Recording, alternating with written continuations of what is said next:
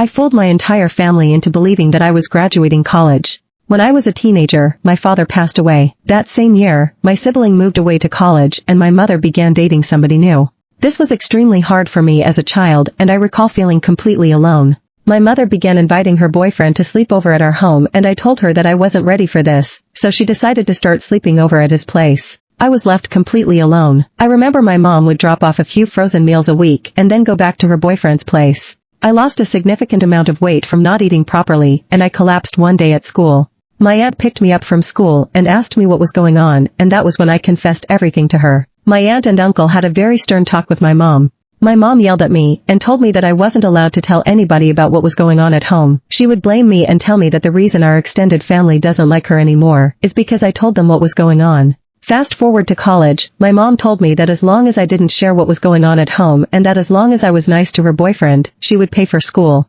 During my junior year of college, I became severely depressed. I developed an ED that impacted my ability to be physically present in class, and I began failing all of my courses. I didn't know how to tell my family, so I lied a bunch and played along as if everything was fine. I even convinced one of my friends to pretend to be a school counselor and talk to my mom. Once graduation time came around, my mom began planning a party for me and invited all of our friends and family. I accidentally left my school login info on her computer, and she saw my grades. Everything collapsed under me, and my family began hating me. My mom kicked me out of her house, and I went to go live with my aunt and uncle. I attended a handful of family interventions. I have apologized, and I have tried to rebuild my relationships. I also went to treatment for my ED. It has been 7 years since this happened, but it still haunts me every day. My family doesn't let me forget it, but I am trying my best to move on.